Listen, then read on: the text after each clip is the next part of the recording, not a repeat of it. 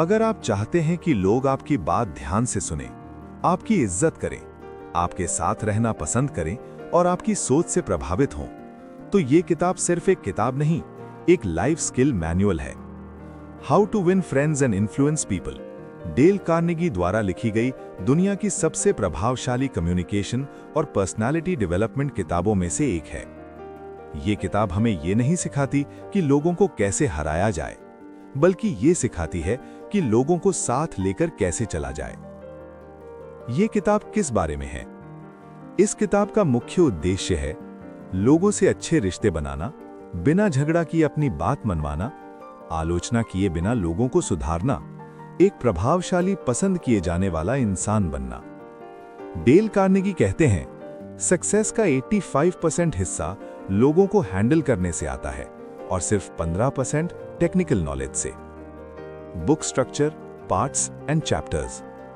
ये किताब कुल 4 पार्ट्स में बटी हुई है और इन 4 पार्ट्स के अंदर कुल 30 चैप्टर्स हैं। Part 1, fundamental techniques in handling people. इस भाग में बताया गया है लोगों को हैंडल करते समय कौन सी गलतियां नहीं करनी चाहिए, क्रिटिसिज्म क्यों नुकसान करता है, अप्रिसिएशन और मोटिवेशन की असली ताकत क्या है। ये पाठ हमें सिखाता है लोगों को सुधारने से पहले उन्हें समझना। Part 2, 6 ways to make people like you. इस भाग में बताया गया है लोग आपको पसंद क्यों करें, दोस्ती और कनेक्शन कैसे बने, स्माइल, नाम और लिसनिंग कितनी ताकतवर होती है। ये पाठ सिखाता है लाइकेबल और अप्रोचेबल इंसान कैसे बना जाए। Part 3, how to win people to your way of thinking. ये किताब का सबसे बड़ा पार्ट है। इसमें बताया गया है आर्गुमेंट के बिना इन्फ्लुएंस कैसे करें, सामने वाले को हाँ कैसे कहलवाएं, एम्पैथी, रिस्पेक्ट और साइकोलॉजी का सही इस्तेमाल। ये पार्ट सिखाता है बिना फोर्स किए अपनी बात मनवाना। Part 4, be a leader, how to change people without giving offence. इस अंतिम भाग में बताया गया है एक अच्छा लीडर कैसे बने, लोगों को सुधारें लेकिन नाराज ना करें, प्रेज, एनकरेजमेंट और रिस्पेक्ट की power.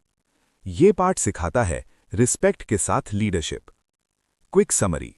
Total parts 4, total chapters 30, main focus human psychology, communication skills, influence and leadership, relationships and success. इस किताब को क्यों सुनना चाहिए? क्योंकि ये किताब ऑफिस में काम आती है, बिजनेस और सेल्स में मदद करती है, रिश्तों को मजबूत बनाती है, कॉन्फिडेंस और पर्सनालिटी बढ़ाती है, और सबसे बड़ी बात, ये किताब हर इंसान के लिए है, चाहे वो स्टूडेंट हो, जॉब करता हो, बिजनेसमैन हो या लीडर। अब एक जरूरी सवाल, अगर क्रिटिसिज्म किसी को सुधारता नहीं बल्कि उसे और ज्यादा जिद्दी बना देता है, तो फिर लोगों को सही रास्ते पर लाने का सबसे पहला और सबसे असरदार तरीका क्या है? इसी सवाल का जवाब मिलेगा पार्ट 1 चैप्टर 1 में। तो अगला सभी चैप्टर जरूर सुनिए। Part 1, fundamental techniques in handling people. Chapter 1, don't criticise, condemn और कंप्लेन, यानी आलोचना, निंदा और शिकायत से बचिए। Chapter opening. हम सब चाहते हैं कि लोग हमारी बात मानें, गलतियां सुधारें और हमारे कहने पर बदल जाएं। लेकिन हम सबसे पहले क्या करते हैं? आलोचना, शिकायत, दोष निकालना, और यहीं से रिश्ते बिगड़ने लगते हैं। डेल कार्नेगी कहते हैं, लोगों को बदलने का सबसे खराब तरीका है उन्हें क्रिटिसाइज करना। क्रिटिसिज्म क्यों काम नहीं करता? इस दुनिया में शायद ही कोई ऐसा इंसान हो जो खुद को गलत मानता हो। जब आप किसी को कहते हैं तुम गलत हो, तो उसका दिमाग समाधान नहीं सोचता, बल्कि खुद को बचाने के तरीके सोचने लगता है। क्रिटिसिज्म इंसान को सुधारता नहीं, बल्कि उसे डिफेंसिव बना देता है। एक सच्चाई, psychology of human nature. Dale Carnegie कहते हैं, कोई भी व्यक्ति अपनी नज़र में बुरा नहीं होता, चाहे वो चोर हो, अपराधी हो या कोई आम इंसान जिसने गलती कर दी हो। हर कोई अपने व्यवहार को सही ठहराने का कारण ढूंढ लेता है। इसलिए जब हम किसी को दोष देते हैं तो हम उसके ईगो पर हमला करते हैं, और ईगो पर हमला होते ही रिश्ता खत्म होने लगता है। मान लीजिए आपका एक साथी ऑफिस में बार बार गलती करता है। आप गुस्से में कहते हैं, तुमसे कभी सही काम होता ही नहीं। अब सोचिए, क्या वो सुधरेगा? नहीं, वो या तो बहाना बनाएगा, आपको अवॉइड करेगा, या अंदर ही अंदर नाराज रहेगा। लेकिन अगर आप कहते मुझे पता है तुम मेहनती हो, बस इस हिस्से में थोड़ा ध्यान देने की ज़रूरत है, अब सामने वाला सुधरने के लिए तैयार होगा। अगर आप लोगों को जीतना चाहते हैं तो उन्हें दोष मत दीजिए, उन्हें समझने की कोशिश कीजिए। क्रिटिसिज्म छोड़ना कमजोरी नहीं है, ये इमोशनल इंटेलिजेंस की निशानी है। क्रिटिसिज्म के बजाय क्या करें? इस किताब का पहला नियम कहता है, गलती पर गुस्सा मत करो, इंसान को बुरा मत बनाओ, परिस्थिति को समझो, क्योंकि समझ से बदलाव आता है, डर से नहीं। क्रिटिसिज्म लोगों को डिफेंसिव बनाता है। कोई भी इंसान खुद को गलत नहीं मानता। दोष देने से रिश्ता टूटता है। समझदारी और एम्पैथी से बदलाव आता है। बेहतरीन समझने से पहले लोगों को समझना सीखिए। अगर क्रिटिसिज्म किसी को सुधारता नहीं, तो फिर ऐसा कौन सा तरीका है जो किसी इंसान को अंदर से बदल देता है और उसे बेहतर बनने के लिए खुद से प्रेरित करता है? इसी सवाल का जवाब मिलेगा पार्ट 1 चैप्टर 2 में, जहां हम सीखेंगे ऑनेस्ट एंड सिंसियर अप्रिसिएशन की ताकत। Part 1 chapter 2 give honest and sincere appreciation, यानी ईमानदार और दिल से की गई सराहना की शक्ति। हम सब खाना खाए बिना कुछ दिन रह सकते हैं, पानी बिना कुछ समय रह सकते हैं, लेकिन क्या आप जानते हैं, हम बिना तारीफ के ज्यादा देर तक नहीं रह सकते। इंसान की सबसे गहरी जरूरत होती है अप्रिसिएशन। डेल कार्नेगी कहते हैं कि प्रेज वो रोशनी है जिसमें इंसान खुद को बेहतर देखने लगता है। इंसान को सच में क्या चाहिए? पैसा, नाम, सफलता, ये सब जरूरी हैं, लेकिन इन सब से ऊपर है खुद को इम्पॉर्टेंट महसूस करना। हर इंसान अंदर ही अंदर ये चाहता है कि कोई उसकी मेहनत देखे, कोई उसे सराहे, कोई कहे तुम अच्छे हो। अप्रिसिएशन और फ्लैटरी में फर्क। ये चैप्टर एक बहुत बड़ी चेतावनी भी देता है। Flattery, honest appreciation. फ्लैटरी सामने वाले को बेवकूफ बनाती है, लोग इसे जल्दी पहचान लेते हैं। ऑनेस्ट अप्रिसिएशन दिल से निकलती है और दिल तक पहुंचती है। दूसरा, तारीफ तभी करें जब वो सच हो। साइकोलॉजी का गहरा सच। डेल कार्नेगी बताते हैं कि हर इंसान के अंदर एक इमोशनल हंगर होती है, रिकॉग्निशन की भूख। जब ये भूख पूरी होती है, इंसान मोटिवेट होता है, कॉन्फिडेंस बढ़ता है, वो बेहतर परफॉर्मेंस देता है। Real life example. मान लीजिए एक बच्चा पढ़ाई में मेहनत कर रहा है, लेकिन मार्क्स अभी परफेक्ट नहीं हैं। अगर आप कहें तुमसे अभी भी गलती हो जाती है, तो बच्चा डर जाएगा। लेकिन अगर आप कहें तुम पहले से बेहतर कर रहे हो, मुझे तुम पर भरोसा है, बच्चा और ज्यादा मेहनत करेगा। इस चैप्टर का गोल्डन रूल। जो बिहेवियर आप बढ़ाना चाहते हैं, उसकी तारीफ कीजिए। अप्रिसिएशन इंसान को सुधारने का सबसे सेफ और पावरफुल तरीका है। अप्रिसिएशन से क्या होता है? रिलेशनशिप स्ट्रांग होता है, लोग आपको रिस्पेक्ट करते हैं, आप लीडर के रूप में देखे जाते हैं, और सबसे बड़ी बात, लोग आपके साथ खुशी से काम करते हैं। हर इंसान अप्रिसिएशन चाहता है। सच्ची तारीफ मोटिवेशन बढ़ाती है, फ्लैटरी नुकसान करती है। अप्रिसिएशन से बिहेवियर इंप्रूव होता है। तारीफ को हथियार नहीं, आदर का साधन बनाइए। अगर इंसान तारीफ से मोटिवेट होता है, तो क्या हम किसी को उसके फायदे दिखाकर खुद से एक्शन लेने के लिए भी प्रेरित कर सकते हैं? इसी सवाल का जवाब मिलेगा पार्ट 1 चैप्टर 3 में, जहां हम सीखेंगे arouse in the other person and eager want, यानी लोगों के अंदर खुद से करने की इच्छा कैसे जगाएं। Part 1 chapter 3 arouse in the other person and eager want. दूसरे इंसान के भीतर खुद से करने की इच्छा जगाइए। अगर आप किसी इंसान को मजबूर करेंगे तो वो आपके खिलाफ जाएगा, लेकिन अगर आप उसके अंदर खुद से करने की चाह जगा दें तो वो आपका साथ देगा।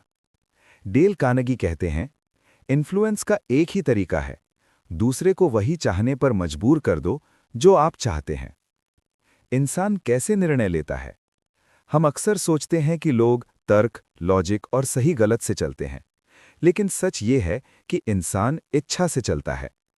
हर इंसान सबसे पहले ये सोचता है, इससे मुझे क्या मिलेगा? आदेश क्यों काम नहीं करते?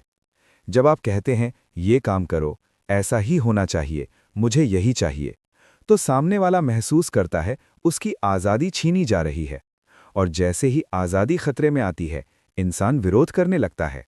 इस चैप्टर का सबसे बड़ा सबक है, अपनी इच्छा को सामने वाले की इच्छा बना दीजिए। आप ये तभी कर सकते हैं जब आप उसकी ज़रूरत समझें, उसके फायदे दिखाएं, उसकी भाषा में बात करें। मान लीजिए आप चाहते हैं कि कोई बच्चा पढ़ाई करे। अगर आप कहें पढ़ाई करो वरना सज़ा मिलेगी, तो बच्चा डरेगा।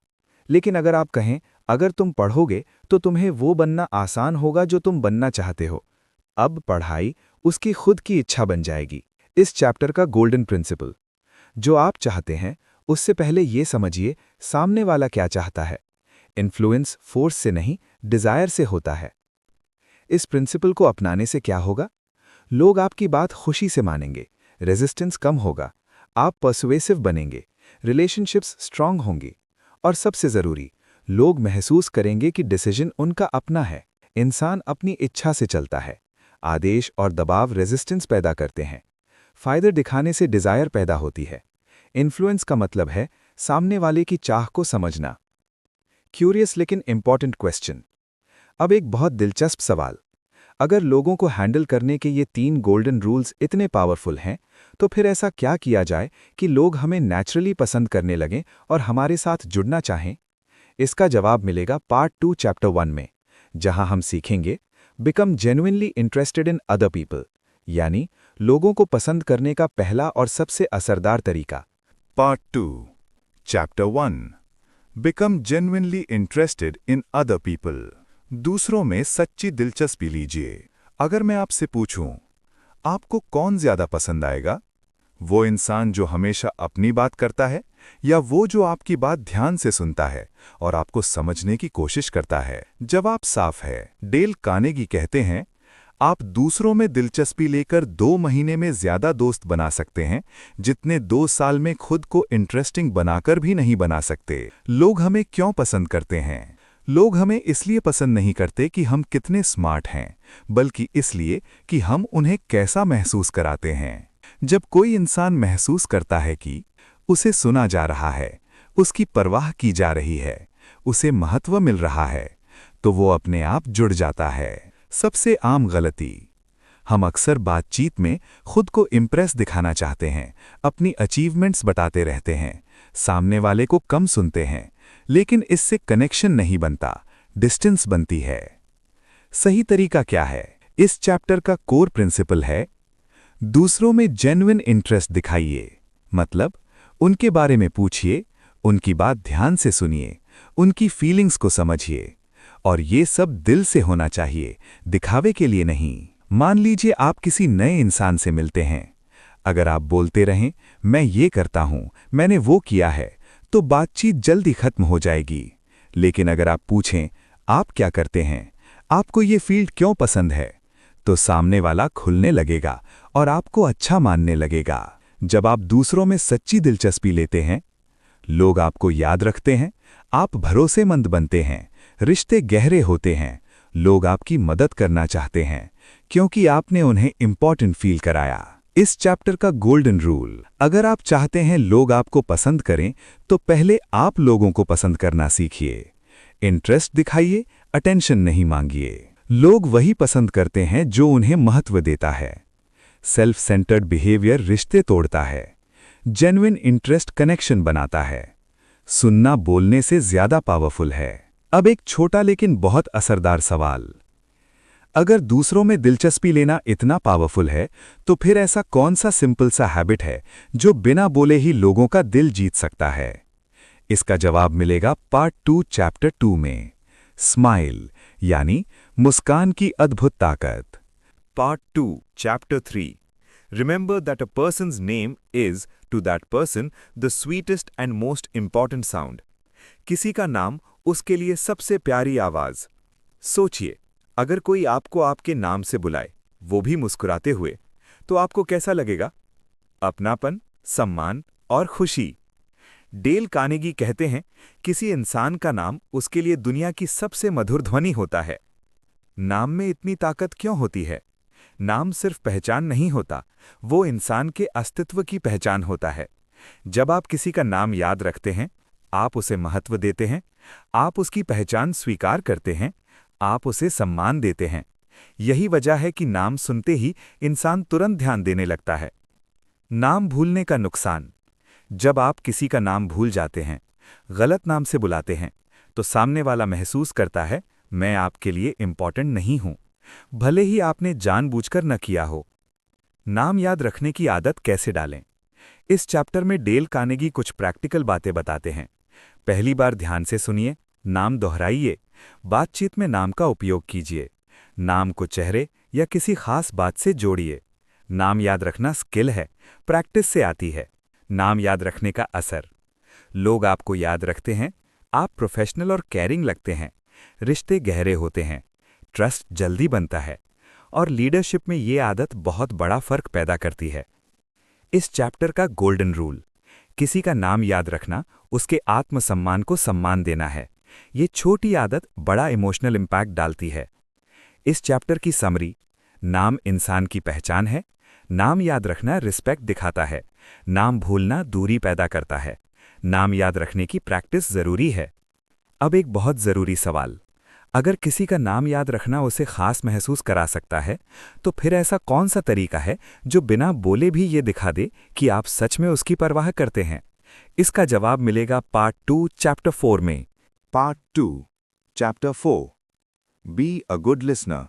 Encourage others to talk about themselves. अच्छा श्रोता बनिए, लोगों को अपने बारे में बोलने दीजिए। सोचिए, आप किसी से दिल की बात कहना चाहते हैं, लेकिन वो आपकी बात बीच-बीच में काट दे, तो आपको कैसा लगेगा? शायद अच्छा नहीं। डेल कार्नेगी कहते हैं, जो इंसान अच्छे से सुनता है, वो बिना ज्यादा बोले लोगों का दिल जीत लेता है। सुनना इतना जरूरी क्यों है?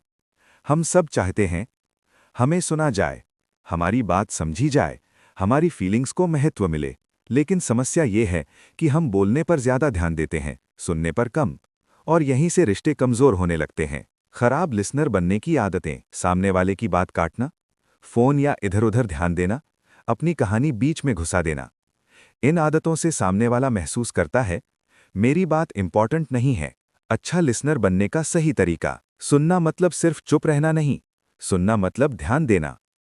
अच्छा लिसनर आंखों से संपर्क रखता है, बीच में टोकता नहीं, सवाल पूछकर रुचि दिखाता है। मान लीजिए एक दोस्त आपसे अपनी परेशानी साझा कर रहा है। अगर आप कहें मेरे साथ भी ऐसा ही हुआ था, तो वो बंद हो जाएगा। लेकिन अगर आप कहें मैं समझ सकता हूं, फिर क्या हुआ? वो और खुलकर बोलेगा। जब आप अच्छे लिसनर बनते हैं, लोग आप पर भरोसा करते हैं, रिश्ते गहरे होते हैं, आप समझदार और मैच्योर लगते हैं। लोग आपकी कंपनी पसंद करते हैं, क्योंकि आपने उन्हें सुना और समझा। अगर आप चाहते हैं लोग आपको पसंद करें, तो पहले उन्हें बोलने का मौका दीजिए। कम बोलिए, ध्यान से सुनिए। Chapter summary. हर इंसान सुना जाना चाहता है। बोलने से ज्यादा ताकत सुनने में है। अच्छा लिसनर ट्रस्ट बनाता है, सुनने से कनेक्शन मजबूत होता है। अब एक दिलचस्प सवाल, अगर सुनना लोगों को आपके करीब ला सकता है, तो फिर ऐसा क्या बोला जाए जो सामने वाले के दिल को छू जाए और उसे और ज्यादा जुड़ा हुआ महसूस कराए? इसका जवाब मिलेगा पार्ट 2 चैप्टर 5 में, यानी दूसरे की रुचि की भाषा में बात करने की कला। तो अगला चैप्टर जरूर सुनिए। Part 2 chapter 5 talk in terms of the other persons interests. दूसरे व्यक्ति की रुचि की भाषा में बात कीजिए। सोचिए, अगर कोई आपसे ऐसी बातें करे जिनमें आपकी कोई दिलचस्पी ना हो, तो क्या आप ध्यान से सुनेंगे? शायद नहीं। लेकिन अगर वही व्यक्ति आपकी पसंद, आपके शौक और आपकी जरूरतों की बात करें, आप खुद ब खुद जुड़ जाते हैं। डेल कार्नेगी कहते हैं, सबसे असरदार बातचीत वही होती है जो सामने वाले की रुचि से जुड़ी हो। बातचीत में रुचि क्यों जरूरी है? हर इंसान अपनी दुनिया का केंद्र खुद होता है। उसकी सोच, उसकी परेशानियां, उसके सपने, वही उसके लिए सबसे ज्यादा महत्वपूर्ण होते हैं। जब आप उसी दुनिया में बात करते हैं, तो सामने वाला महसूस करता है, ये इंसान मुझे समझता है। सबसे आम गलती, हम अक्सर बातचीत में अपनी पसंद की बात करते हैं, अपनी राय थोपते हैं, सामने वाले की रुचि इग्नोर कर देते हैं। इससे बातचीत एक तरफा हो जाती है और कनेक्शन टूटने लगता है। तो सही तरीका क्या है? बोलने से पहले ये जानिए कि सामने वाला किस चीज में रुचि रखता है। फिर उसी विषय से बात शुरू कीजिए। उसके एक्सपीरियंस पर सवाल पूछिए, उसकी बात को आगे बढ़ाइए। मान लीजिए आप किसी किसान से बात कर रहे हैं। अगर आप कहें स्टॉक मार्केट बहुत अच्छा है, तो शायद उसे फर्क ना पड़े। लेकिन अगर आप कहें इस बार फसल के दाम कैसे रहेंगे, वो तुरंत जुड़ जाएगा। इस आदत का असर, जब आप दूसरे की रुचि में बात करते हैं, बातचीत नेचुरल लगती है, सामने वाला रिस्पेक्ट महसूस करता है, लोग आपको समझदार मानते हैं, रिश्ते मजबूत होते हैं और इन्फ्लुएंस अपने आप बढ़ता है। जो बात सामने वाले के काम की होती है, वही उसके दिल तक पहुंचती है। कॉन्वर्सेशन का मतलब खुद को दिखाना नहीं, कनेक्शन बनाना है। लोग वही सुनते हैं जो उन्हें पसंद हो। अपनी बात थोपना कनेक्शन तोड़ता है। रुचि की भाषा इन्फ्लुएंस बढ़ाती है।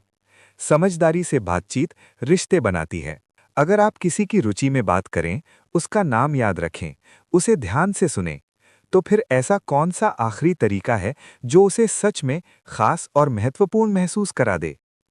इसका जवाब मिलेगा पार्ट 2 चैप्टर 6 में। Part 3, Chapter 1. The only way to get the best of an argument is to avoid it.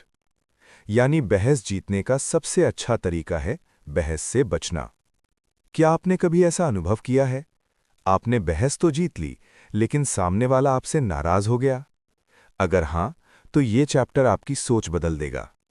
Dale Carnegie कहते हैं कि आप 100 में से 99 बार आर्ग्यूमेंट जीतकर भी लोगों का दिल हार जाते हैं। आर्ग्यूमेंट क्यों नुकसान करता है? बहस में दो चीजें होती हैं। एक जीतना चाहता है, दूसरा खुद को सही साबित करना चाहता है। लेकिन जैसे ही बहस शुरू होती है, ईगो बीच में आ जाता है, और ईगो आते ही दिमाग बंद हो जाता है, समझ खत्म हो जाती है, रिश्ता खतरे में पड़ जाता है। आर्ग्यूमेंट जीतने का सच। मान लीजिए आपने लॉजिक से सामने वाले को गलत साबित कर दिया। अब क्या होगा? वो आपकी बात नहीं मानेगा, वो अंदर से चिढ़ जाएगा, वो आपको दुश्मन समझने लगेगा, क्योंकि आपने उसके आत्मसम्मान को चोट पहुंचाई है। सही तरीका क्या है? सामने वाले को सही महसूस करवाना, गलत नहीं। अगर आप सच में चाहते हैं कि कोई आपकी बात माने, तो आपको पहले ये छोड़ना होगा कि आप सही साबित हों। मान लीजिए आप और आपका दोस्त किसी मुद्दे पर असहमत हैं। अगर आप कहें कि तुम बिल्कुल गलत हो, तो वो और जिद्दी हो जाएगा। लेकिन अगर आप कहें कि मैं तुम्हारी बात समझ रहा हूं, शायद इस एंगल से भी देखा जा सकता है, अब बातचीत खुल जाएगी। आर्ग्यूमेंट से बचने के फायदे। जब आप बहस से बचते हैं, रिश्ते सुरक्षित रहते हैं, लोग आपकी बात सुनते हैं, आप मैच्योर और वाइज लगते हैं, इन्फ्लुएंस धीरे धीरे बढ़ता है। सबसे बड़ी जीत वो है जिसमें कोई हारा हुआ महसूस न करे। बहस नहीं, समझदारी चुनिए। आर्ग्यूमेंट ईगो को जगाता है। जीतकर भी रिश्ते हार सकते हैं। सही साबित होना इन्फ्लुएंस नहीं है, बहस से बचना समझदारी है। अगर बहस करने से लोग दूर हो जाते हैं, तो फिर ऐसा क्या किया जाए कि हम असहमत होते हुए भी सामने वाले का सम्मान बनाए रखें? इसका जवाब मिलेगा पार्ट 3 चैप्टर 2 में। Part 3 chapter 2, show respect for the other persons opinion, never say you're wrong. दूसरे की राय का सम्मान करें, कभी ना कहें तुम गलत हो। सोचिए, आप कितनी भी सच्ची बात क्यों न कह रहे हो, लेकिन अगर कोई आपसे कह दे तुम गलत हो, तो आपको कैसा लगेगा? शायद गुस्सा, शायद चोट, या शायद खुद को साबित करने की जिद। डेल कार्नेगी कहते हैं, किसी को ये कहना कि वो गलत है, उसके आत्मसम्मान पर हमला करना है। तुम गलत हो क्यों खतरनाक है? जब आप किसी को कहते हैं तुम गलत हो, तो आप उसके ज्ञान, समझ और सोच सब पर सवाल उठा देते हैं। नतीजा ये होता है कि वो आपकी बात सुनने के बजाय खुद को बचाने में लग जाता है। सही बात भी गलत कैसे हो जाती है?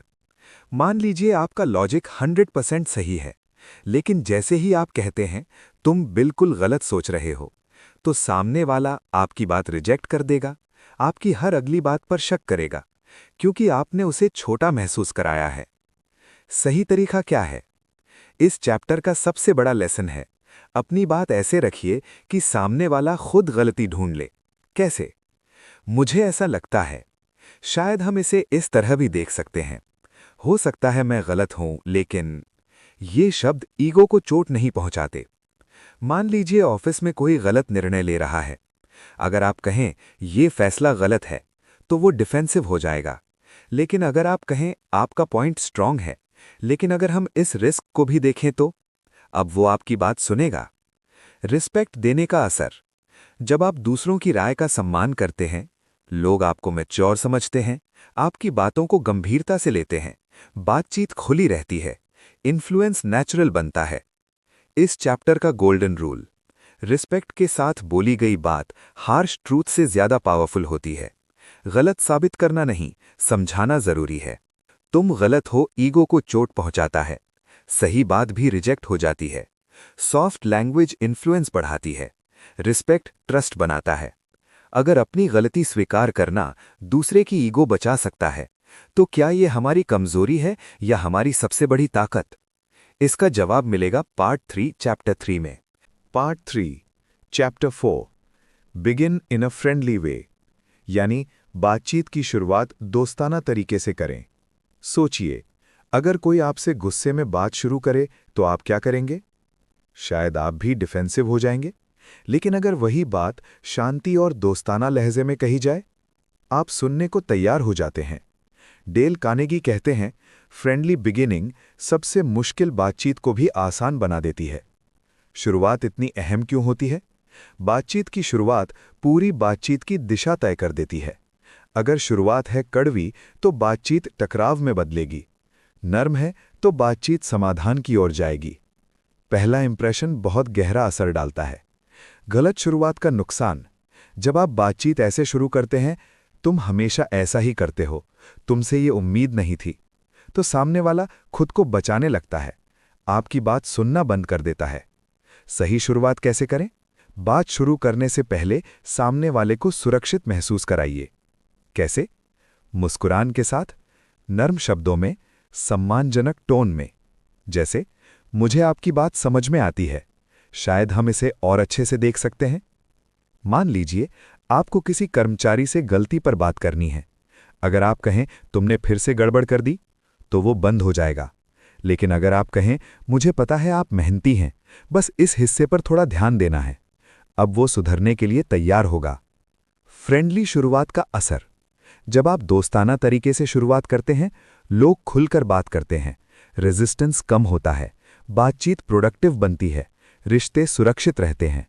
जो बात गुस्से में नहीं कही जा सकती, वो प्यार से जरूर कही जा सकती है। शब्द बदलते ही परिणाम बदल जाते हैं। Chapter summary. शुरुआत पूरी बातचीत तय करती है। कड़वे शब्द रेजिस्टेंस पैदा करते हैं। दोस्ताना लहजा समाधान लाता है। रिस्पेक्ट इन्फ्लुएंस बढ़ाता है। अब एक सोचने वाला सवाल।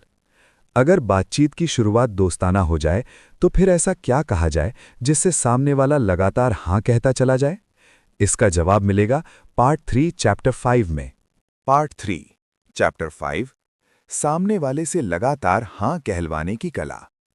सोचिए, जब आप किसी से बात करते हैं और वो शुरुआत से ही ना कहने लगे, तो क्या आपकी बात आगे बढ़ेगी? शायद नहीं।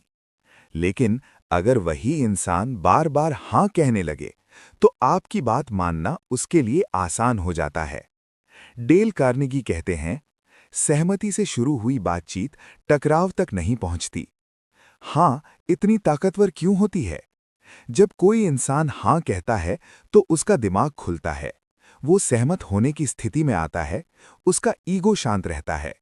लेकिन ना कहते ही रेजिस्टेंस बढ़ जाता है, दिमाग बंद हो जाता है। इसलिए शुरुआत हां से होनी चाहिए। सीधा विरोध क्यों नुकसान करता है? अगर आप बातचीत ऐसे शुरू करें, मैं आपकी बात से सहमत नहीं हूं, तो सामने वाला तुरंत डिफेंसिव हो जाएगा, भले ही आपकी बात सही हो। सही तरीका क्या है? पहले उन बातों पर सहमति बनाइए जिन पर आप दोनों पहले से सहमत हैं। कैसे? ऐसी बात से शुरुआत करें जिस पर सामने वाला हां कह सके। छोटे सवाल पूछें, कॉमन ग्राउंड खोजें। मान लीजिए आप चाहते हैं कि कोई नई स्ट्रैटेजी अपनाएं। अगर आप कहें पुराना तरीका गलत है, तो वो विरोध करेगा। लेकिन अगर आप कहें आप भी चाहते हैं कि रिजल्ट बेहतर हो, है ना? और समय की बचत जरूरी है, सही? अब वो हां कहता जाएगा और नई बात सुनने को तैयार होगा। इस टेक्निक का असर, जब सामने वाला लगातार हां कहता है, बातचीत स्मूथ रहती है, रेजिस्टेंस टूटता है, ट्रस्ट बनता है, इन्फ्लुएंस आसान हो जाता है। पहले सहमति बनाइए, फिर बदलाव लाइए। हाँ रास्ता खोलता है, ना दीवार बनाता है। छोटी सहमतियां बड़ी सहमति लाती हैं। इन्फ्लुएंस सहमति से शुरू होता है। अगर सामने वाला खुलकर बोलने लगे, सहमति देने लगे, तो फिर क्यों ना उसे और ज्यादा बोलने का मौका दिया जाए? इसका जवाब मिलेगा पार्ट 3 चैप्टर 6 में। Part 3, Chapter 6. Let the other person do a great deal of the talking. सामने वाले को ज्यादा बोलने का मौका दीजिए। क्या आपने कभी गौर किया है? जो इंसान सबसे ज्यादा बोलता है, वही अक्सर बातचीत हार जाता है, और जो ध्यान से सुनता है, वही दिल जीत लेता है। डेल कार्नेगी कहते हैं, लोग अपनी बात सुनने वाले को ज्यादा समझदार समझते हैं। लोग बोलना क्यों पसंद करते हैं?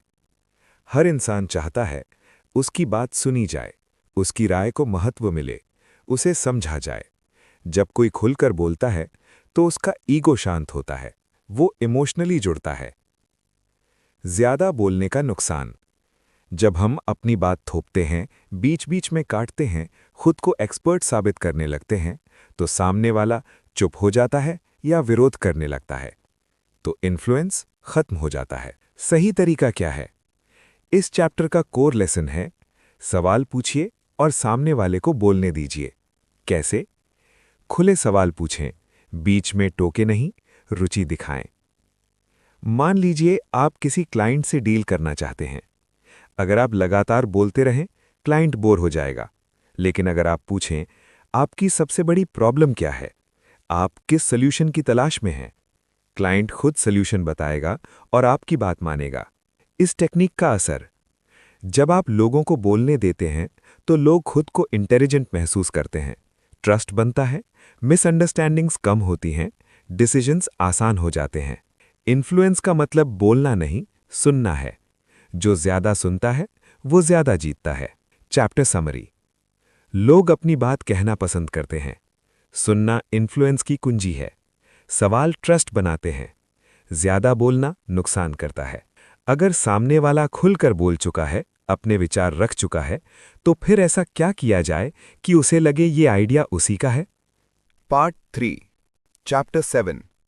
Let the other person feel that the idea is his or hers. सामने वाले को ये महसूस कराइए कि विचार उसी का है। क्या आपने कभी देखा है? जब कोई कहता है ये आइडिया मेरा है, तो वो उसे कितनी शिद्दत से फॉलो करता है। लेकिन वही आइडिया अगर उस पर थोपा जाए तो वो विरोध करने लगता है। डेल कार्नेगी कहते हैं, लोग अपने आइडियाज को दूसरों के आइडियाज से ज्यादा पसंद करते हैं। इंसान अपने आइडिया को इतना क्यों पसंद करता है? क्योंकि आइडिया सिर्फ सोच नहीं होता, वो ईगो से जुड़ा होता है। जब कोई महसूस करता है कि निर्णय उसका है, सोच उसकी है, कंट्रोल उसके हाथ में है, तब वो पूरी जिम्मेदारी लेता है। आइडिया थोपने का नुकसान। जब आप कहते हैं तुम ऐसा ही करो, मेरी बात मानो, तो सामने वाला दबाव महसूस करता है, रेजिस्ट करता है या आधे मन से करता है। सही तरीका क्या है? आइडिया दीजिए, लेकिन क्रेडिट सामने वाले को दीजिए। कैसे? सवाल पूछकर, सुझाव देकर, सोचने का मौका देकर। जैसे, आप क्या सोचते हैं? अगर हम ऐसा करें तो? मान लीजिए आप चाहते हैं कि आपकी टीम नया तरीका अपनाए। अगर आप कहें अब से यही तरीका होगा, तो रेजिस्टेंस आएगा। लेकिन अगर आप कहें आपको क्या लगता है इस प्रॉब्लम का बेस्ट सॉल्यूशन क्या हो सकता है, टीम खुद वही सॉल्यूशन बताएगी जो आप चाहते थे। इस टेक्निक का असर। जब सामने वाला आइडिया को अपना मानता है, तो वो उसे पूरी मेहनत से लागू करता है, ब्लेम नहीं करता, कमिटमेंट बढ़ती है, ट्रस्ट मजबूत होता है। जो डिसीजन हम खुद लेते हैं, उसे हम दिल से फॉलो करते हैं। इन्फ्लुएंस का मतलब कमांड नहीं, ओनरशिप देना है। Chapter summary.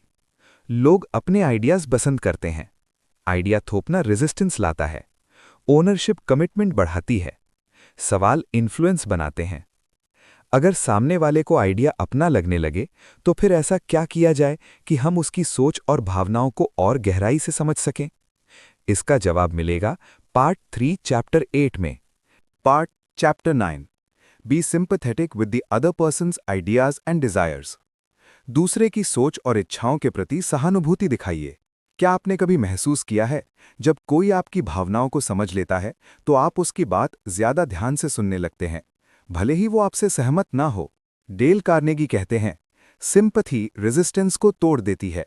सहानुभूति इतनी ताकतवर क्यों होती है? हर इंसान चाहता है कि उसकी भावनाएं समझी जाएं, उसकी इच्छाओं को गलत न कहा जाए, उसे जज न किया जाए। जब आप कहते हैं, मैं समझ सकता हूं आप ऐसा क्यों सोचते हैं, तो सामने वाला रिलैक्स हो जाता है। भावनाओं को नजरअंदाज करने का नुकसान। जब हम कहते हैं, इसमें दुखी होने जैसी क्या बात है, तुम ज्यादा सोच रहे हो, तो सामने वाला बंद हो जाता है, खुद को अकेला महसूस करता है। इस चैप्टर का कोर लेसन है, पहले भावना को स्वीकार करें, फिर बात रखें। कैसे? अगर मैं आपकी जगह होता तो शायद मैं भी ऐसा ही महसूस करता। आपकी बात में दम है। मान लीजिए कोई ग्राहक शिकायत कर रहा है। अगर आप कहें, यह हमारी पॉलिसी है, तो वो गुस्सा करेगा। लेकिन अगर आप कहें, मैं समझ सकता हूं आप निराश क्यों हैं, अब समाधान आसान हो जाएगा। जब आप सिंपैथी दिखाते हैं, गुस्सा कम होता है, ट्रस्ट बढ़ता है, बातचीत खुलती है, इन्फ्लुएंस आसान बनता है। लोग पहले अपनी फीलिंग्स सुनवाना चाहते हैं, फिर सॉल्यूशंस। सिंपैथी से पहले कोई लॉजिक काम नहीं करता। हर इंसान अपनी भावनाओं से चलता है। फीलिंग्स को नकारना रेजिस्टेंस बढ़ाता है, सिंपैथी कनेक्शन बनाती है, समझ इन्फ्लुएंस लाती है। अगर हम किसी की भावनाओं को समझ लें, उसकी इच्छाओं को स्वीकार कर लें, तो फिर क्या हम उसकी अच्छाई और नैतिकता को भी अपील करके उसे सही काम के लिए प्रेरित कर सकते हैं? इसका जवाब मिलेगा पार्ट 3 चैप्टर 10 में। Part 3 chapter 11 dramatise your ideas. अपने विचारों को जिंदा और प्रभावशाली बनाइए। सिर्फ सच बोलना काफी नहीं होता, सच को महसूस कराना पड़ता है। आपने देखा होगा, कुछ लोग वही बात कहते हैं जो हम रोज सुनते हैं, फिर भी उनकी बात दिल में उतर जाती है। क्यों? क्योंकि वे अपनी बात को ड्रामेटिक बना देते हैं। डेल कार्नेगी कहते हैं, फैक्ट्स बोलते हैं लेकिन ड्रामा याद रह जाता है। ड्रामेटिक बनाने का मतलब क्या है? ड्रामेटिक का मतलब झूठ बोलना नहीं, बढ़ा चढ़ाकर दिखाना नहीं। ड्रामेटिक का मतलब है अपने आइडिया को तस्वीर, कहानी और भावना के साथ पेश करना, क्योंकि इंसान तर्क से कम भावना से ज्यादा प्रभावित होता है। बिना ड्रामा के क्या होता है? जब आप सिर्फ सूखी जानकारी देते हैं, लोग ऊब जाते हैं, ध्यान भटक जाता है, बात भूल जाती है, भले ही आपकी बात सही हो। सही तरीका क्या है? अपने आइडिया को एक्सपीरियंस बना दीजिए। कैसे? उदाहरण दीजिए, कहानी सुनाइए, तुलना कीजिए, आवाज और शब्दों में भाव लाएं। मान लीजिए आप सेफ्टी की बात करना चाहते हैं। अगर आप कहें, सेफ्टी रूल्स फॉलो करो, तो असर कम होगा। लेकिन अगर आप कहें, एक छोटी सी लापरवाही पूरी जिंदगी बदल सकती है, ये बात दिल में उतर जाएगी। जब आप आइडियाज को ड्रामेटिक बनाते हैं, लोग ध्यान से सुनते हैं, मैसेज याद रहता है, एक्शन लेने की इच्छा बढ़ती है, इन्फ्लुएंस स्ट्रांग हो जाता है। लोग वो बात याद रखते हैं जो उन्हें महसूस कराती है। सिर्फ समझाइए मत, महसूस कराइए। Chapter summary. इंसान भावना से प्रभावित होता है, सूखी बात जल्दी भूल जाती है, कहानी और उदाहरण असर बढ़ाते हैं, ड्रामा आइडियाज को पावरफुल बनाता है। अगर हम अपनी बात को महसूस कराने में सफल हो जाएं, तो फिर ऐसा क्या किया जाए कि सामने वाला उसे एक चैलेंज की तरह स्वीकार करे और एक्शन ले? इसका जवाब मिलेगा पार्ट 3 चैप्टर 12 में। Part 3 chapter 12 throw down a challenge. लोगों को चुनौती दीजिए और उन्हें एक्शन में लाइए। क्या आपने कभी गौर किया है, जब किसी को चुनौती दी जाती है तो वो अचानक और ज्यादा मेहनत करने लगता है? क्योंकि चैलेंज इंसान के अंदर छुपी कॉम्पिटिटिवनेस और प्राइड को जगा देता है। डेल कार्नेगी कहते हैं, चैलेंज इंसान के अंदर बेस्ट परफॉर्मेंस बाहर लाता है। चैलेंज इतना असरदार क्यों होता है? हर इंसान के अंदर खुद को साबित करने की चाह, बेहतर बनने की इच्छा, सम्मान पाने की भूख होती है। जब आप किसी को चैलेंज देते हैं, वो उसे पर्सनल बना लेता है। आदेश और दबाव क्यों काम नहीं करते? जब आप कहते हैं, तुम्हें ये करना ही होगा, तो सामने वाला मजबूरी में करेगा या रेजिस्टेंस दिखाएगा। लेकिन चैलेंज में वो खुद आगे आता है। सही तरीका क्या है? इस चैप्टर का कोर लेसन है, ऑर्डर मत दो, चैलेंज दो। कैसे? लक्ष्य को साफ रखें, भरोसा दिखाएं उसे प्रूव करने का मौका दें। जैसे, मुझे पता है आप ये कर सकते हैं, देखते हैं कौन इसे सबसे बेहतर करता है। मान लीजिए एक टीचर चाहता है कि बच्चे बेहतर करें। अगर वो कहे कल तक ये काम पूरा करो, तो बच्चे डरेंगे। लेकिन अगर वो कहे मुझे भरोसा है कि तुम में से कुछ लोग इससे बेहतर कर सकते हैं, बच्चे खुद आगे बढ़ेंगे। जब आप लोगों को चैलेंज देते हैं, वे पूरी क्षमता दिखाते हैं, कमिटमेंट बढ़ती है, कॉन्फिडेंस ग्रो करता है, लीडरशिप मजबूत होती है। इंसान को मजबूर मत कीजिए, उसे मौका दीजिए खुद को प्रूव करने का। चैलेंज मोटिवेशन का सबसे स्ट्रॉन्ग फॉर्म है। Chapter summary. चैलेंज प्राइड को जगाता है, आदेश रेजिस्टेंस लाता है। चैलेंज एक्शन लाता है, भरोसा परफॉर्मेंस बढ़ाता है। अगर चैलेंज देकर हम लोगों से बेहतर परफॉर्मेंस ले सकते हैं, तो फिर उन्हें सुधारते समय ऐसा क्या किया जाए कि वे नाराज न हों बल्कि खुद बदलना चाहें? इसका जवाब मिलेगा पार्ट 4 चैप्टर 1 में। Part 4 chapter 2 call attention to people's mistakes indirectly. गलतियों की ओर अप्रत्यक्ष रूप से ध्यान दिलाइए। किसी की गलती बताना कांटे पर चलने जैसा होता है। एक गलत शब्द रिश्ते को नुकसान पहुंचा सकता है। डेल कार्नेगी कहते हैं, जो लीडर गलती दिखाता है लेकिन इल्जाम नहीं लगाता, वही लोगों को बदल पाता है। सीधे गलती बताना क्यों नुकसान करता है? जब आप सीधे कहते हैं ये तुम्हारी गलती है, तो सामने वाला शर्मिंदा होता है, ईगो हर्ट होता है, डिफेंसिव हो जाता है और सुधार की जगह विरोध शुरू हो जाता है। आम गलतियां जो हम करते हैं: दूसरों के सामने गलती बताना, कड़वे शब्दों का इस्तेमाल, ब्लेम गेम खेलना। इससे सेल्फ रिस्पेक्ट टूटती है। सही तरीका क्या है? गलती बताओ लेकिन बिना उंगली उठाए। कैसे? सवाल के रूप में, सुझाव के रूप में, उदाहरण के रूप में। जैसे, अगर हम इसे इस तरह करें तो शायद यहां थोड़ा और ध्यान देना चाहिए। मान लीजिए एक एम्प्लॉय देर से आता है। अगर बॉस कहे तुम कभी समय पर नहीं आते, तो एम्प्लॉय चिढ़ जाएगा। लेकिन अगर बॉस कहे अगर हम टाइमिंग थोड़ा इंप्रूव कर लें तो टीम और स्ट्रांग हो जाएगी, मैसेज भी पहुंच गया और ईगो भी सेफ रहा। जब आप अप्रत्यक्ष रूप से सुधार करते हैं, लोग शर्मिंदा नहीं होते, लर्निंग माइंडसेट बनता है, रिलेशनशिप सुरक्षित रहता है, लीडर की रिस्पेक्ट बढ़ती है। जो बात हम कह देते हैं उससे ज्यादा इंपॉर्टेंट है हम कैसे कहते हैं। टोन बदलने से रिजल्ट बदल जाता है। Chapter summary. सीधे आरोप ईगो हर्ट करते हैं, इनडायरेक्ट करेक्शन एक्सेप्टेंस लाती है, सवाल और सुझाव असरदार होते हैं, रिस्पेक्ट से लीडरशिप बनती है। अगर किसी की गलती बताने से पहले हम अपनी गलती बता दें तो क्या सामने वाला और ज्यादा खुल जाएगा? इसका जवाब मिलेगा पार्ट 4 चैप्टर 3 में। Part 4 chapter 3। दूसरे की आलोचना से पहले अपनी गलती की बात करें। सोचिए, अगर कोई आपकी गलती बताने से पहले खुद कह दे, मुझसे भी ऐसी गलती हो चुकी है, तो आपको कैसा लगेगा? गुस्सा नहीं, शायद अपनापन। डेल कार्नेगी कहते हैं, जो लीडर अपनी गलती मानता है वो दूसरों को भी सुधरने का मौका देता है। अपनी गलती बताने से क्या होता है? जब आप पहले अपनी गलती स्वीकार करते हैं, सामने वाला रिलैक्स हो जाता है, ईगो सेफ रहता है, कॉन्वर्सेशन बराबरी पर आ जाती है। अब बात सुधार की होती है, आरोप की नहीं। सीधे आलोचना का नुकसान: जब आप कहते हैं कि तुमसे यह गलती हुई है, तो सामने वाला खुद को छोटा महसूस करता है, डिफेंसिव हो जाता है, सुधार से दूर भागता है। सही तरीका क्या है? अपनी गलती को एग्जाम्पल बनाइए, दूसरों को ब्लेम मत कीजिए। कैसे? मैंने भी पहले यही गलती की थी, मुझसे भी ऐसा हो चुका है। फिर धीरे से सुधार की बात रखें। मान लीजिए एक मैनेजर अपने जूनियर को फीडबैक दे रहा है। अगर मैनेजर कहे कि तुमने प्लानिंग गलत की, तो जूनियर डर जाएगा। लेकिन अगर मैनेजर कहे कि जब मैं तुम्हारी जगह था तो मुझसे भी ऐसी गलती हुई थी, जूनियर सीखने के लिए तैयार होगा। जब आप अपनी गलती स्वीकार करते हैं, ट्रस्ट बढ़ता है, लर्निंग कल्चर बनता है, कम्युनिकेशन खुलती है, लीडर ह्यूमन लगता है। ईगो नीचे रखोगे तो इन्फ्लुएंस ऊपर जाएगा।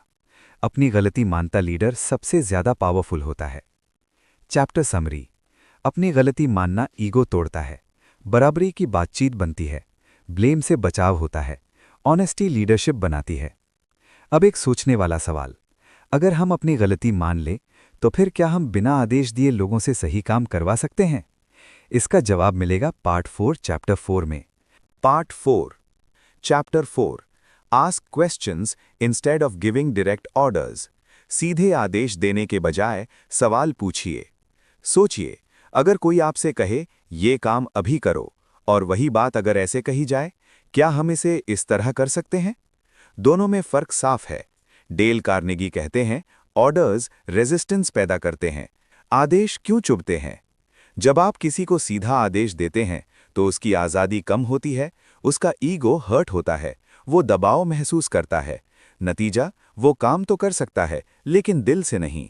डायरेक्ट ऑर्डर का नुकसान। डायरेक्ट ऑर्डर सुनते ही इंसान सोचता है, मुझ पर भरोसा नहीं है, मेरी समझ की कद्र नहीं है, और धीरे धीरे इनिशिएटिव खत्म हो जाता है। सवाल पूछकर दूसरे को डिसीजन का हिस्सा बनाइए। कैसे? आपका क्या सुझाव है?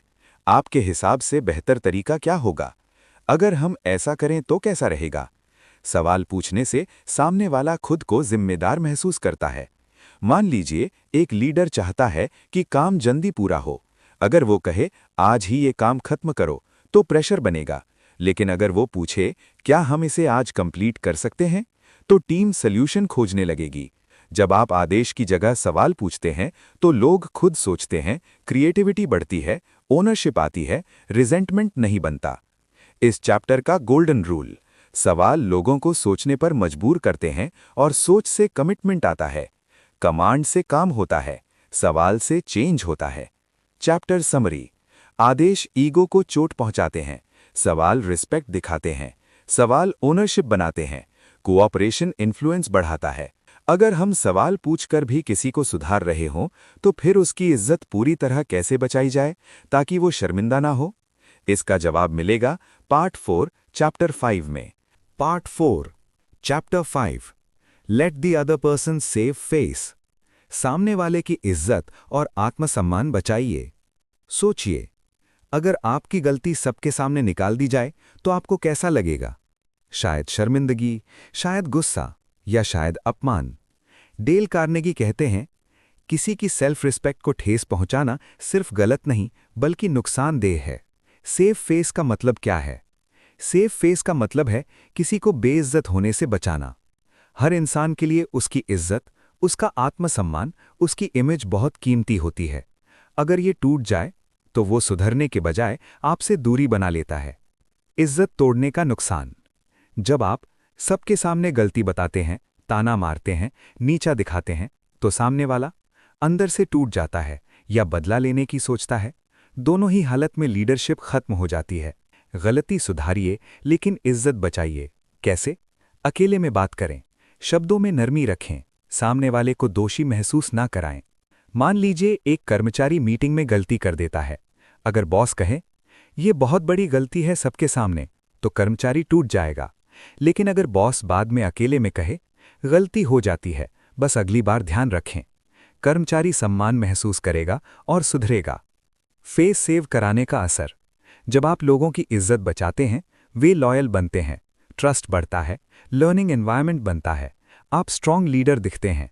इंसान को सुधारना है तो उसकी इज्जत बचानी होगी। सेल्फ रिस्पेक्ट के बिना कोई इंप्रूवमेंट नहीं होता। चैप्टर समरी: हर इंसान अपनी इज्जत चाहता है। सार्वजनिक अपमान रिश्ते तोड़ता है, प्राइवेट करेक्शन असरदार होती है, रिस्पेक्ट लीडरशिप बनाती है। अगर हम किसी की इज्जत बचाकर उसे सुधारना चाहते हैं तो फिर ऐसा क्या किया जाए कि वो खुद बेहतर बनने की कोशिश करे बिना दबाव के? इसका जवाब मिलेगा पार्ट 4 चैप्टर 6 में। पार्ट 4 चैप्टर 6 छोटी से छोटी प्रगति की भी तारीफ करें। क्या आपने कभी देखा है, जब किसी की छोटी सी कोशिश की भी तारीफ हो जाए तो वो अचानक और ज्यादा मेहनत करने लगता है? क्योंकि इंसान आलोचना से नहीं, प्रोत्साहन से बदलता है। डेल कार्नेगी कहते हैं, एनकरेजमेंट वो फ्यूल है जो इंसान को आगे बढ़ाता है। छोटी प्रगति क्यों मायने रखती है? जब कोई सीख रहा होता है, वो परफेक्ट नहीं होता, वो कोशिश कर रहा होता है, उसे भरोसे की जरूरत होती है। अगर उसकी छोटी इंप्रूवमेंट को इग्नोर किया जाए, उसका हौसला टूट सकता है। सिर्फ गलती देखने का नुकसान: जब हम सिर्फ ये कहते हैं अभी भी सही नहीं है, तो सामने वाला निराश हो जाता है, कोशिश छोड़ सकता है। प्रोग्रेस पर फोकस कीजिए, परफेक्शन पर नहीं। कैसे? छोटी इंप्रूवमेंट को पहचानिए, खुले दिल से तारीफ कीजिए, बार बार एनकरेजमेंट दीजिए। मान लीजिए एक बच्चा पढ़ना सीख रहा है। अगर आप कहें अभी भी गलती हो रही है, तो बच्चा डर जाएगा।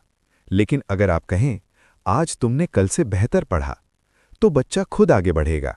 इस अप्रोच का असर, जब आप हर इंप्रूवमेंट की तारीफ करते हैं, कॉन्फिडेंस बढ़ता है, सीखने की स्पीड तेज होती है, डर खत्म होता है, इंसान खुद पर विश्वास करता है। जो अप्रिशिएट होता है वो रिपीट होता है। तारीफ बिहेवियर को ग्रो करती है। Chapter summary. इंसान एनकरेजमेंट से बदलता है। छोटी प्रगति भी मायने रखती है। तारीफ कॉन्फिडेंस बढ़ाती है। प्रेज से ग्रोथ होती है। अगर हम बार बार तारीफ करें तो क्या हम किसी इंसान को एक नई, बेहतर पहचान भी दे सकते हैं जिसे वो निभाने की कोशिश करे? इसका जवाब मिलेगा पार्ट 4 चैप्टर 7 में। Part 4 chapter 7 give the other person a fine reputation to live up to, यानी लोगों को एक अच्छी छवि दीजिए जिसे वे निभाना चाहें। क्या आपने कभी देखा है, जब किसी के बारे में अच्छा कहा जाता है तो वो वैसा बनने की कोशिश करने लगता है, क्योंकि इंसान अपने बारे में बनी छवि को बचाए रखना चाहता है। डेल कार्नेगी कहते हैं, लोग उसी इमेज के मुताबिक बिहेव करते हैं जो इमेज उनके सामने रखी जाती है। रेपुटेशन इतनी ताकतवर क्यों होती है? हर इंसान अपने बारे में अच्छा सोचना चाहता है, दूसरों की नज़रों में सम्मान चाहता है, अपनी पहचान बनाए रखना चाहता है। अगर आप किसी को एक अच्छी रेप्यूटेशन देते हैं, वो उसे टूटने नहीं देना चाहता। बुरी छवि का नुकसान। जब आप कहते हैं तुम हमेशा लापरवाह रहते हो, तो सामने वाला वैसा ही बिहेव करने लगता है, सुधार की उम्मीद छोड़ देता है, क्योंकि आपने उसे एक गलत पहचान दे दी। सही तरीका क्या है? इस चैप्टर का कोर लेसन है, जैसा आप किसी को देखते हैं वही वो बनने लगता है। कैसे? उसकी अच्छाई पर भरोसा दिखाइए, उसे पॉजिटिव आइडेंटिटी दीजिए, पब्लिकली अच्छा कहिए। जैसे, आप बहुत रिस्पॉन्सिबल इंसान हैं, मुझे आप पर भरोसा है। मान लीजिए एक बच्चा पढ़ाई में कमज़ोर है।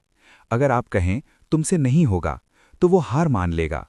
लेकिन अगर आप कहें तुम मेहनती हो, बस थोड़ा फोकस चाहिए, बच्चा खुद को मेहनती साबित करेगा। जब आप किसी को अच्छी रेप्यूटेशन देते हैं, उसका कॉन्फिडेंस बढ़ता है, बिहेवियर अपने आप बदलता है, सेल्फ इमेज मजबूत होती है, लॉन्ग टर्म इंप्रूवमेंट होता है। इंसान उस रोल को निभाता है जो उसके सामने रखा जाता है। अच्छी इमेज चेंज का सबसे पावरफुल टूल है। Chapter summary.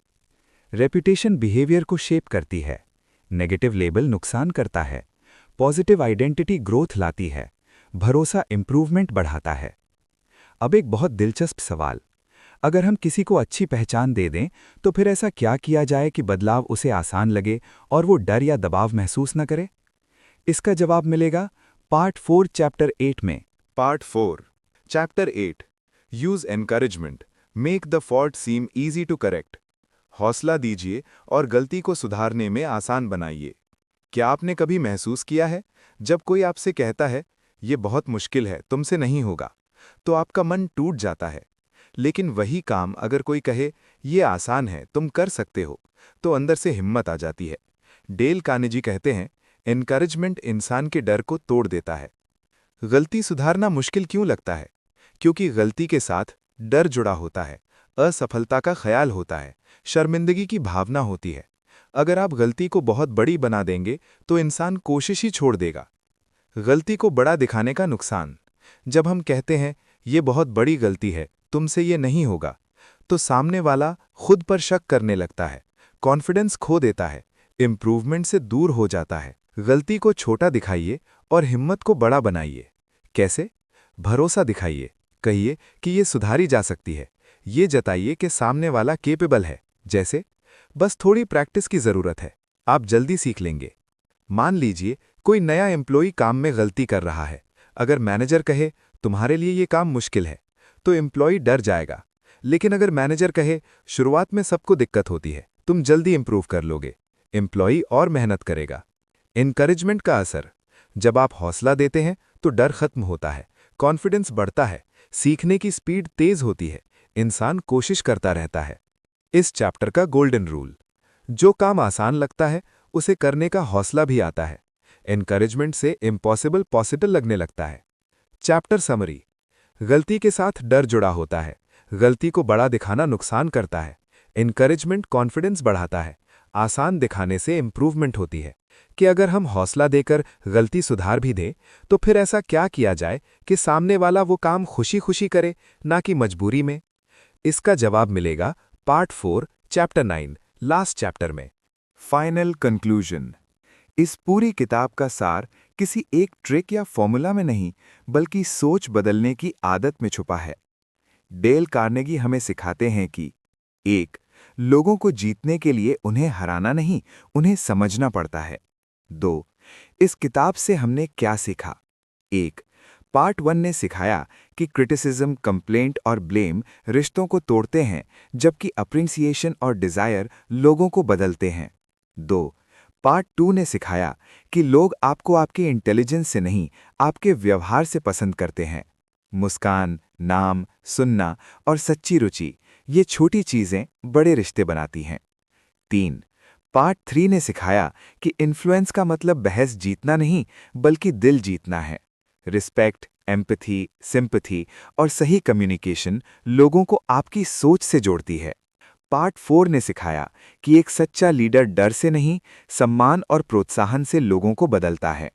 वो लोगों की इज्जत बचाता है, उनकी अच्छाई पर भरोसा करता है और उन्हें बेहतर बनने का मौका देता है। असली बदलाव कहाँ से शुरू होता है? इस किताब का सबसे बड़ा सच यही है, दूसरों को बदलने से पहले हमें खुद को बदलना पड़ता है। जब आप सुनना सीखते हैं, ईगो छोड़ते हैं, समझदारी से बात करते हैं और सच्चे दिल से सम्मान देते हैं, तो लोग अपने आप आपकी ओर खिंचे चले आते हैं। ये किताब किसके लिए है? ये किताब स्टूडेंट्स के लिए कॉन्फिडेंस बढ़ाने वाली, प्रोफेशनल्स के लिए लीडरशिप सिखाने वाली, बिजनेस ओनर्स के लिए इन्फ्लुएंस बढ़ाने वाली और हर इंसान के लिए रिश्ते बेहतर बनाने वाली है। अंतिम संदेश। अगर आप इस किताब के सभी प्रिंसिपल्स को एक एक करके अपनी डेली लाइफ में अपनाते हैं, तो आप पाएंगे कि 1. लोग आपकी बात सुनने लगे हैं। 2. रिश्ते मजबूत हो गए हैं। 3.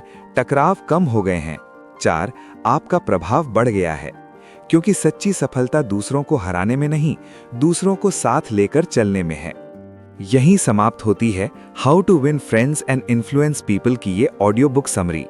अगर आपने इसे ध्यान से सुना है, तो अब ये सिर्फ एक किताब नहीं, आपकी लाइफ स्किल बन चुकी है। तो दोस्तों, यहीं पर खत्म होती है how to win friends and influence people की ये पूरी ऑडियो बुक समरी।